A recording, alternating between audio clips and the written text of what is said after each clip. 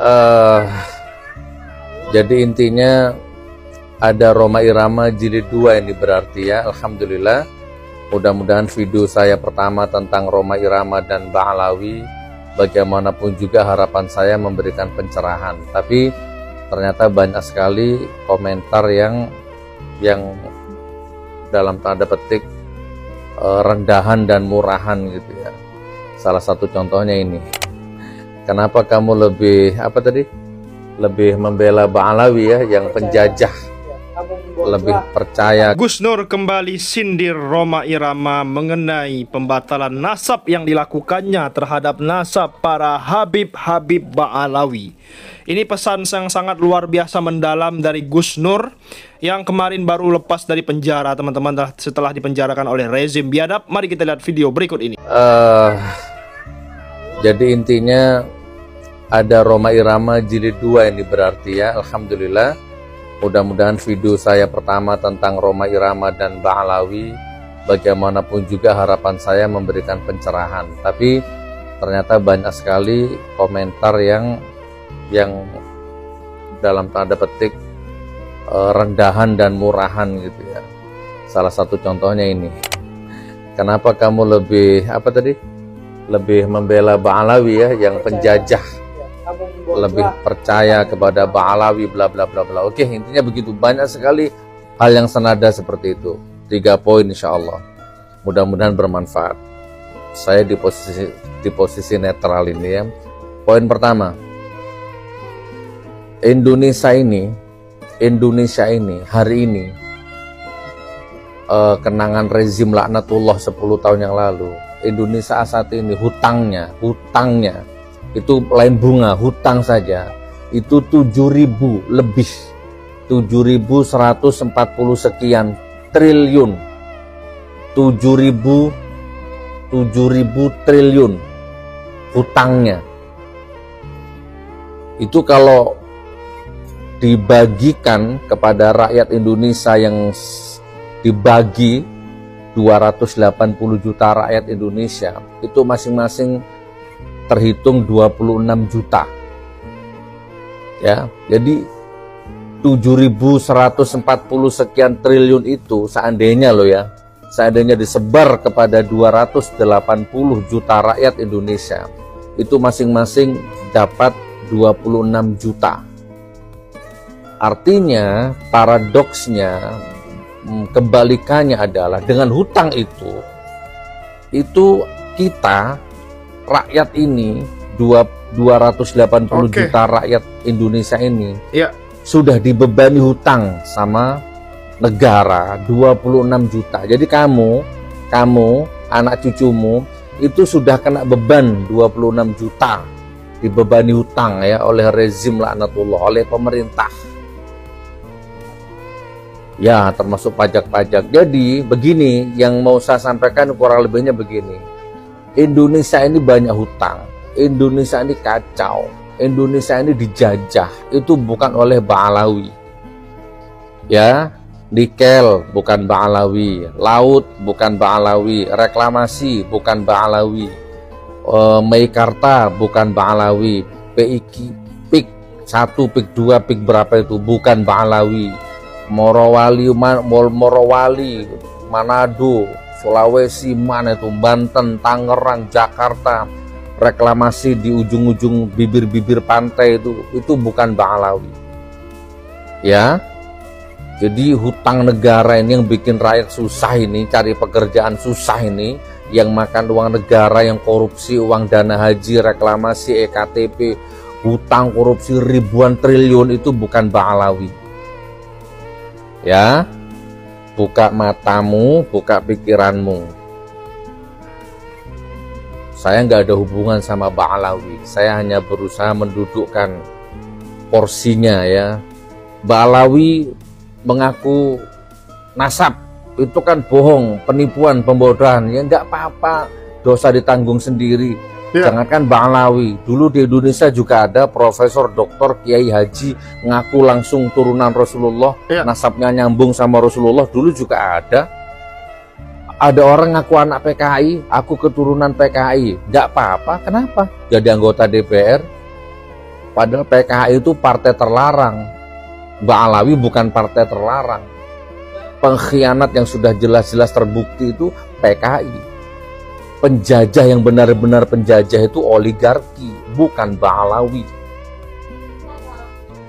1% penduduk Indonesia, 1% orang, 2% orang menguasai hampir separuh bumi pertiwi di Indonesia ini, bukan Ba'alawi. Slow motion ya, 1 atau 2%, ada segelintir orang 1-2% menguasai hampir seluruh, bahkan ribuan hektar tanah Indonesia ini. Ya, sawit, batu bara, nikel, itu bukan Ba'alawi tapi oligarki. Ba'alawi itu penipu, terus kenapa? Ba'alawi itu pembohong, terus kenapa? Ba'alawi itu begal nasab, terus kenapa?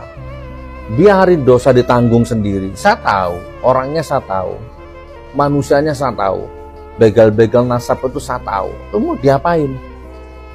Yang ngancam kedaulatan rakyat itu musuhmu yang nyata, yang bikin utang itu loh, yang ngemplang dana haji, yang bikin bandara mangkrak, uangnya rakyat dibikin bandara, bandaranya mangkrak, uangnya rakyat dibikin pelabuhan, pelabuhannya mangkrak, ya kan, uangnya rakyat dibikin jembatan, jembatannya mangkrak. Itu musuhmu.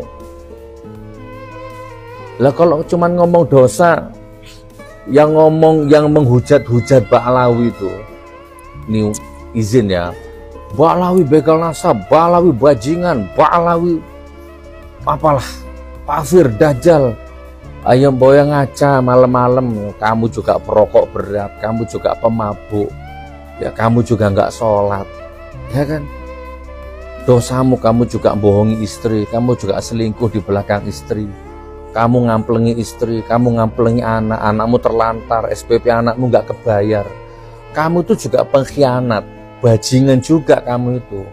Ini saya ngomong kamu itu umum ya, kamu tuh pengkhianat, kamu tuh bajingan, pengkhianat rumah tanggamu, bajingan rumah tanggamu, kamu juga pemabuk, peminum, pemadat, penzina, sama. Kamu juga dukun, sama. Kalau ngomong dosa kolektif itu sama. Tapi ingat, kita ini nanti di hadapan Allah ini kan kurang bengis bagaimana Umar bin Khattab, ya, bunuh bayi perempuan, ngubur bayi hidup-hidup, kurang bengis bagaimana Hindun, ya, mencucup jantungnya pamannya Rasulullah, memusuhi Rasulullah, kurang bengis bagaimana, kurang jahat bagaimana. Baca itu mantan-mantan penjahat. Tapi alhamdulillah akhirnya Hindun masuk Islam, akhirnya Hindun menjadi panglima perang setelah Rasulullah wafat. Akhirnya Umar bin Khattab menjadi singanya Allah, garda terdepan membela Islam. Dulu siapa nyangka Umar bin Khattab jahilahnya kayak gitu.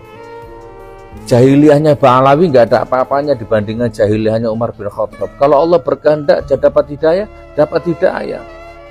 Gitu teman-teman ya. Saya hanya ingin mengembalikan otakmu ya, kalau mau. Musuhmu itu yaitu koruptor, itu intinya. Kamu itu loh, token listrik nggak kuat beli, ya kan? Kamu itu menjilat kan? Kamu malak-malak perusahaan, kamu malak-malak orang jualan, kamu malak-malak tukang parkir, kamu tuh ngemis hidupmu, menjilat hidupmu, menjilat ke oligarki, menjilat ke Cina, menjilat pengusaha. Hidupmu itu susah. Mengemis hidupmu tuh, mentalmu mental pengemis. Dan yang membuat mentalmu pengemis, yang membuat istrimu susah, yang membuat SPP anakmu nggak bisa bayar, itu bukan Ba'alawi, itu oligarki. Penjajah sejati itu oligarki, penjajah ekonomi, pembajak budaya, pembajak ekonomi, penjajah budaya, penjajah ekonomi, penjajah politik. Kalau ngomong dosa, ya banyak Ba'alawi bangsat banyak, tapi ya, apain juga, kenapa? Semoga Allah dapat kasih hidayah, kan gitu. Kamu juga bangsat, sama. Untuk Bang Haji Roma Irama, Bang Haji, saya nggak mungkin tidak takdim kepada Anda, itu saya nggak mungkin. Mau bagaimanapun Anda, saya tetap takdim, ya. Tapi Jadi gini Bang Haji, ditampar satu orang itu lebih baik daripada dicium 1000 penjilat. Ditampar satu orang itu lebih baik daripada dicium 1000 munafik. Dikritik satu orang yang tulus itu lebih baik daripada dipuja-puja 1000 penjilat. Nah, saya ini salah satu orang yang mengkritik jenengan atau mengingatkan sampean atau bahkan mungkin menampar sampean karena cinta, karena sayang. Bahkan ada satu lagu yang mungkin sampean ciptakan saya belum lahir. Akulah saudaramu, seayah dan seibu. Itu lagu itu diciptakan ketika saya belum lahir. Aku sangat menyayangi sampean Pak Haji. Aduh, sudah 10 menit. Jadi intinya Pak Haji, insya Allah ya, jangan begitu Pak Haji. Udah komplit di situ. Saya hanya sedih Pak Haji, sedih ya. Harusnya Pak Haji tidak mengambil posisi itu. Kasihan fans ya, Forza ya, kasihan fansnya Pak Haji. Tentu akan ada yang terluka dengan Pak Haji mengambil posisi seperti itu, dalam tanda petik ya, mengambil posisi perang dengan Habib, menyatakan perang dengan Habaib, atau mengambil jarak dengan Habaib, dengan Habib. Itu saya sedih Pak Haji. Jadi kurang lebihnya begini Pak Haji ya, di mata saya penyanyi dangdut itu norak ya, penyanyi dangdut itu norak, Purno, mesum, gitu kan, begitulah, penuh dengan maksiat. Di mana ada dangdut, di situ ada mabok, di mana ada dangdut, ya di situ ada rokok, di mana ada dangdut, ya di situ ada mesum, ada goyang-goyang, dan itu tidak bisa dinafikan. Penyanyi dangdut itu begitu ya. Tapi apakah saya boleh mengklaim semua penyanyi dangdut seperti itu? Kan tidak boleh Pak Haji ya. Tidak semua penyanyi dangdut seperti itu. Ada 1000 penyanyi dangdut, lalu 10 berbuat maksiat. Ya nggak boleh dipukul rata lah, kurang lebih seperti itu Pak Haji, paham? Aduh, pokoknya saya kehabisan kata-kata, saya sedih Pak Haji. Ya, apakah saya boleh menghakimi semua penyanyi dangdut itu masuk neraka, mesum, kotor ya? Nggak boleh ya, karena tidak semua penyanyi dangdut itu seperti itu. Ya contohnya Pak Haji sendiri, ada ayah Yusuf Mansur, ada ayah Mansur S, ada Bunda Elvi Sukaisi, ada Caca Handika, ada Leo Waldi, ya kan, ada Hamdan ATT, dan banyak lagi penyanyi-penyanyi dangdut yang betul-betul memang punya akhlak gitu ya. Tidak lantas kita samaratakan. Nah, sama dengan Habaib ini Pak Haji. Untuk tokoh sehebat, selegend Pak Haji ini sebenarnya kalau bisa jangan mengambil posisi itu. Ya. Jadi saya jadi berpikir mungkin jangan-jangan Pak Haji yang salah bergaul dengan Habib yang salah gitu, atau salah memandang sudut pandang dimensi Habib gitu Pak Haji. Saya banyak Habib yang di mata saya itu, kalau saya mau Pak Haji, izin Pak Haji, izin, kalau saya mau itu saya bisa keluarkan video setiap hari menyerang Habib, karena sama dengan Pak Haji, saya mengalami, saya melihat, saya merasakan. Jadi memang benar apa yang dikatakan Gus Nur, Rhoma Irama sangat sibuk sekali dengan nasab para Habib Ba'alawi. Bahkan banyak sekali orang-orang di luar sana, yang baik dari Cina, dari luar negeri, yang menguasai tanah-tanah di Indonesia, tapi Rhoma Irama malah pilih tinggal diam. Masyarakat Indonesia menjadi sengsara, teman-teman, dibuat oleh para orang-orang tersebut. Nauzubillah min dzalik.